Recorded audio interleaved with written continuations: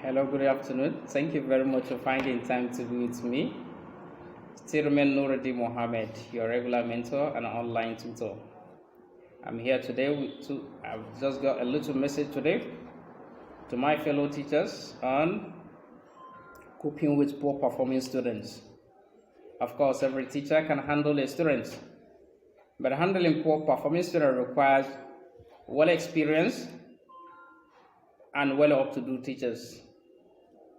Of course, handling poor performing students is not something that can just be done, or it cannot be done by just ordinary teachers.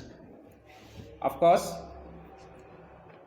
teachers who are well experienced, who are up to, are those ones that can do that.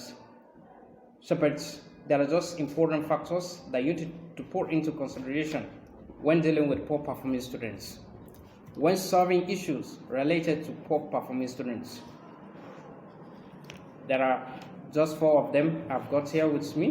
1, you need to consider, or you need to investigate into the language of communication. Is that student sound when it comes to language of communication? Let's take, for example, English language. Another one, the level of attentiveness of the students when in the classroom. Is he paying attention? Another one, learning materials. Has he got learning materials? Then finally, background of the students. Is he up to that level? Does he supposed to? Is he eligible to be in their classroom? 1, the language of communication is always one important thing. A student who can read and write in the language used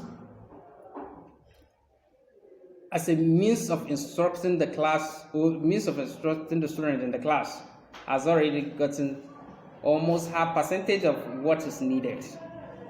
It is only when a student can read and write in the language used, that is when he will understand whatsoever the message the teacher is passing across in one subject or the other. Another one is attentiveness in the classroom. The level of attentiveness of the student. Is he a playful student? Of course, if he is a playful student, then there is no how he will be attentive in the classroom. Then he may not be a playful student.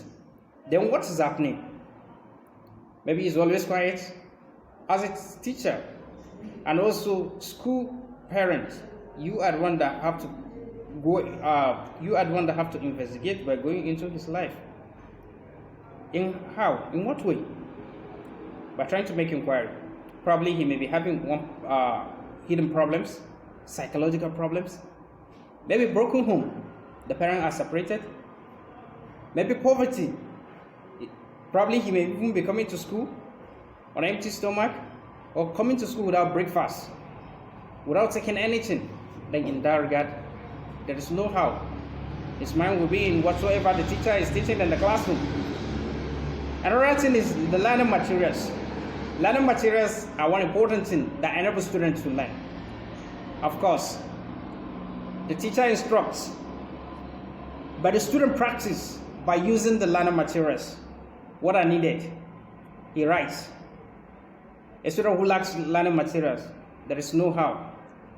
We will participate in class exercise. There is no how. He will participate in school activities such as classwork. There is no how at home. He will practice what has been taught in the class, such as the assignment, homework, and other things. And a student who never practice will never be perfect. A student who doesn't practice then has nothing to write during exams. And finally, the background of the students. How does he deserve to be in that classroom? Was he promoted based on merit, or he was just being given automatic promotion to the next class? So a student who has poor background on the previous knowledge, how do you think he will understand the next lesson? A student who doesn't understand the previous topic, how will he understand the next topic when the next topics will be built on the previous topic? So with just this little, I don't need to take much of your time. Thank you very much for your time. Thank you very much for everything. Do you find the lesson very interesting? If you find this talk very interesting, let's meet again. All things being equal, I'll be coming back again. Nuruddin Mohammed signing out. Thank you.